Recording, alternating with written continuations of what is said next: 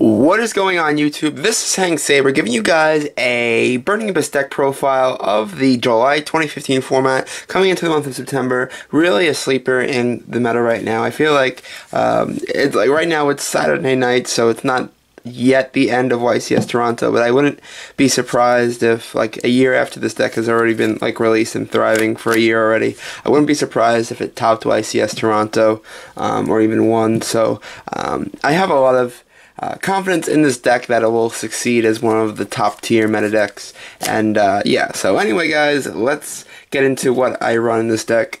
I pride myself on running 2 copies of Gorz. I really like Gorz in the meta right now. In any format that's not necessarily a back row format, I feel like Gorz is quite a good card. And the fact that you can just be really aggressive with the Gorz, like you can, you know, swing with this obviously, but whenever this is on board, you play a plethora of cards that are really good, like Farfa and Calcab and all these cards that are good when they're destroyed. And obviously they're destroyed when there's a monster that's not a Burning Abyss monster on the field. So having the Gorz is really good, and you can really make your opponent pay. So I really like the Gorz right now. A lot of high attacking stuff in the game, like towers, so being able to have the Gorz is quite nice. So we play the Gorz for that.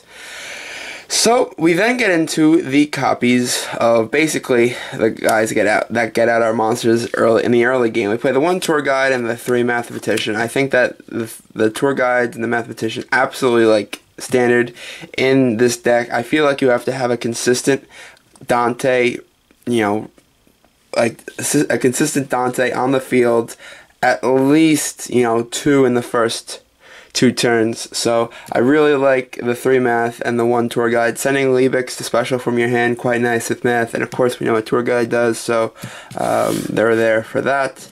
And the last non-Burning Abyss monster we play is the 1 BLS. So there's that, and then we play the 1, 2, 3 copies of Graf to special out from our deck, and then we play 3 copies of Seer. And I'm actually only playing 2 copies of Skarm, Malbranch of the Burning Abyss.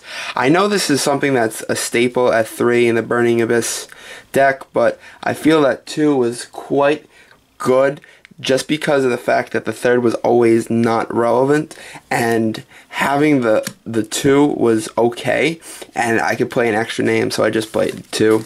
And so that was that. And then to the 2nd tier Burning Abyss monsters, we play 2 Liebig. This is great off Mathematician, especially from your hand. I play 2 copies of Farfa, banishing all their stuff. And then I play 2 Barbar to burn for game. Nothing to really explain there. And then I play the 1 Rubik, the 1 Calcab, the 1 Cagna. This is to basically bury our Terminus. We are playing the Fusion and our Fire Lake, so we are playing the Cagna for that. So there's our Cagna, and that's it for the monster lineup. Then I'm playing 2 copies of Rank Up Magic Astral's Force. So Rank Up Magic Astral's Force is something that I played because of Towers. I feel like this deck always auto-lost when Towers is on the field, so being able to have a way to just get out of a tower situation any point in the duel, grabbing this from the graveyard any point in the game is again quite nice. Being able to power up your Chronomalies into number C69s and get over towers with 3500 is quite nice. So we play the 2 Rank Up Magic Astrals. We could also make Pleiades off Dante, so this is like the main way to play Burning Abyss a year ago. Then we played the 2 MST and the 1 Terminus of the Burning Abyss. I really like this in the game. I feel like having that 2800 stick of a fusion is really quite nice, and again it powers up your regular Burning Abyss stuff by 800 attack and defense until your until the end of your opponent's next turn. So again, very good card. I really like it in the meta right now. So I play that, and then I play the Foolish Burial. Again, the Foolish is pretty good. Just being able to stand random stuff. It's like a toolbox card. And then I play the 1 Raigeki and the 1 Dark Hole. You don't need more than 1 Dark Hole. You play Fire Lake. So there's that. And then I played the 2 Wing Blasts for the drops, actually 3 Wing Blasts rather. So we played the 3 Wing Blasts. I think this is a very versatile card, blowing away scouts and stuff like that. So we play that, and then of course the Firelights, just so crucial in the Cleave-4 matchup. So we play that, and of course the 2 Fiend Griefing. So Fiend Griefing is really good. Just having a Foolish Berry during your opponent's turn is really nice, and of course in the Fernoid matchup, Necro's matchup, really good. And the final card we're going to play is Jarvaris, because this card is great. Anytime you can make a Dante, this card is already live, so that's nice. So that's it for the main deck. For the extra deck, we are playing, of course, 3 Dante. Of course, standard, you can probably make this twice in 2 turns easily in this deck, if not more. And then we're playing the 1 Dante Pilgrim of the Burning Abyss. Obviously, we only make this once. We're playing 1 Terminus, so there's that. It's a really quite good card in the meta right now. So I'm playing that. It's not as hard as it seems to make, but we are playing that.